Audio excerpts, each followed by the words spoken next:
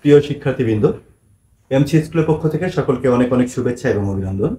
SSC 2025 সালের সকল পরীক্ষার্থীবৃন্দ, আজকে আমরা আলোচনা করব বাংলা দ্বিতীয় পত্র নিয়ে। এই বাংলা দ্বিতীয় পত্র পরীক্ষায় আমরা ম্যাক্সিমাম সময় বা ম্যাক্সিমাম স্টুডেন্ট এই পরীক্ষায় খারাপ করি, আবার অনেকেই ভালো করি। এই যে খারাপ করি এবং ভালো করি, এটা কেন করি? এটা করি দুটা কারণ। সেটা হচ্ছে আমাদের প্রথমত যেটা মনে হয় সেটা হচ্ছে যে আমি বানিয়ে বানিয়ে লিখতে পাবো। আবার দ্বিতীয় যে বিষয়টা সেটা হচ্ছে যে আমাদের যে ব্যাকরণ বইটা, এই বইটাকে আমরা খুব কম গুরুত্ব দিই। আমাদের ব্যাকরণ বইয়ের যে পরিচ্ছেদগুলো আছে, এই পরিচ্ছেদগুলো আমরা কম গুরুত্ব দেওয়ার কারণে আমরা নৈবত্তিক অংশটাও খারাপ করে ফেলি। আমাদের যে স্কুল থেকে যে বইটা দেয়, যে ব্যাকরণ বইটা দেয়, এই বইটা থেকে আমাদের কিন্তু নৈবত্তিক অংশটা থাকে, অর্থাৎ 30টা নৈবত্তিক তোমার এই ব্যাকরণ বইটা থেকে থাকবে। তারপর ব্যাকরণ বইটা কিন্তু তোমার কাছে খুব গুরুত্বপূর্ণ এবং অবশ্যই তোমাকে ভালো করে স্টাডি করতে হবে। এই জায়গাটায় খুব ভালো করে করতে হবে, কারণ তুমি যদি 30টা নৈবত্তিক কারেক্ট করতে যাও ব্যাকরণ অংশ থেকে, এবং অবশ্যই যদি এই জায়গাটায় ভালো করতে চাও, একটা ভালো রেজাল্ট করতে যাও, তাহলে তোমাকে এই বাংলা দ্বিতীয় পত্রে ভালো রেজাল্ট করতে গেলে অবশ্যই এই 30 নম্বরের প্রতি বেশি গুরুত্ব দিতে হবে। অর্থাৎ ব্যাকরণ অংশ থাকবে হচ্ছে ব্যাকরণ বই থেকে, সুতরাং ব্যাকরণ বইটা তোমাকে ভালো করে স্টাডি করতে হবে। এবার আসি লিখিত অংশ বা নির্মিত যে অংশটা আছে, এই লিখিত অংশটায়, এই লিখিত অংশ থাকবে হচ্ছে কত মার্কের? লিখিত অংশ হচ্ছে 70 মার্কের।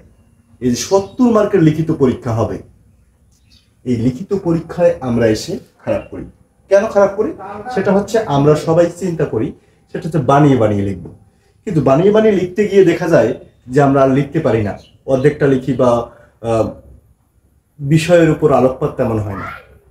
যে কারণে আমাদের অবশ্যই এই বিষয়গুলো বাধ্যতামূলক দেখে যেতে হবে।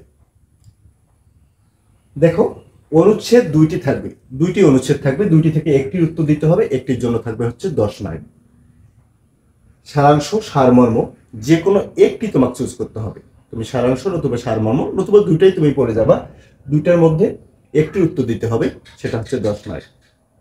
এরপর সব ভাব সম্প্রসারণ দুটি থাকবে, দুটি ভাব সম্প্রসারণের মধ্যে একটি উত্তর দিতে হবে, 10 মার্ক। চিঠিপত্র বা আবেদনপত্র, এখানে দুটি থাকবে, একটির উত্তর দিতে হবে, এটার জন্য থাকবে হচ্ছে 10 মার্ক। প্রতিবেদন থাকবে, দুটি থাকবে, একটির উত্তর দিতে হবে, এখানে থাকবে হচ্ছে 10 মার্ক। এবং সর্বশেষ যে বিষয়টা সেটা হচ্ছে রচনা, এই রচনা থাকবে হচ্ছে তোমার 20 মার্কের। তোমাকে এখানে ভালো করতে গেলে অবশ্যই এই বিষয়গুলো তোমাকে পড়তেই হবে, কারণ যদি তুমি এই বিষয়গুলো সম্পর্কে একটি সুস্পষ্ট ধারণা না থাকে, কোনো বিষয় সম্পর্কে সুস্পষ্ট ধারণা না থাকলে কিন্তু আমরা বানিয়ে লিখতে পারি না। সুস্পষ্ট ধারণা রাখতে গেলে তোমাকে অবশ্যই এই বিষয়গুলো পড়তে হবে। এই ছিল আমার এই সিলেবাস নিয়ে কথা আর কি। এখন আমরা দেখব যে আমরা এই যে 2025 সালে আমাদের যে পরীক্ষা আছে, কোন কোন বিষয়গুলো এবং খুব সংক্ষিপ্তভাবে পড়লে আমরা কিভাবে কমন পেতে পারি। অলরেডি আমি রচনার জন্য একটা সাজেশন দিয়েছি, প্রবন্ধ রচনার জন্য, এটা তোমরা দেখে নিবা। আর আজকে আমি এই বিষয়গুলো নিয়ে আলোচনা করব। এর মধ্যে তোমার চিঠিপত্র এবং আবেদনপত্র, এই জায়গাটায় তোমরা একটু প্র্যাকটিস করলে এই জায়গাটা পেয়ে যাবা। আর প্রতিবেদন, প্রতিবেদন আমরা জানি দুই ধরনের প্রতিবেদন আসে পরীক্ষায়, দুই ধরনের প্রতিবেদনে প্র্যাকটিস করবে। এখন আমি এই তিনটি বিষয় নিয়ে আলোচনা করবো। একটা হচ্ছে অনুচ্ছেদ, একটা হচ্ছে সারাংশ বা সারমর্ম, আর একটা হচ্ছে ভাব সম্প্রসারণ। এই তিনটি বিষয় নিয়ে আমরা এখন আলোচনা করব। কতটি অনুচ্ছেদ বা কতটি ভাব সম্প্রসারণ, কতটি সারাংশ পড়লেই আমরা সহজেই পরীক্ষায় 100% কমন পেতে পারি। প্রিয় শিক্ষার্থীবৃন্দ, এখন আমরা দেখব কতগুলো অনুচ্ছেদ পড়লে আমরা 100% এখান থেকে দুটো অনুচ্ছেদ কমন পাবো। আমি এখানে লিখেছি, দেখো শুরু থেকে ইম্পর্টেন্ট গুলো আগে লিখেছি। দেখো, আন্তর্জাতিক মাতৃভাষা দিবস, এখানে তারপর হচ্ছে 2 নম্বরে দেখো নববর্ষ, পহেলা বৈশাখ এবং বৈশাখী মেলা, তিনটা কিন্তু একই, যে কোনো একটা আসলে আমরা তিনটাই দিতে পাবো, তিনটার মধ্যে যে কোনো একটা আমরা দিতে পাবো। তারপর হচ্ছে বইমেলা, মোবাইল ফোন, ইন্টারনেট এবং কম্পিউটার, এখানে তিনটা।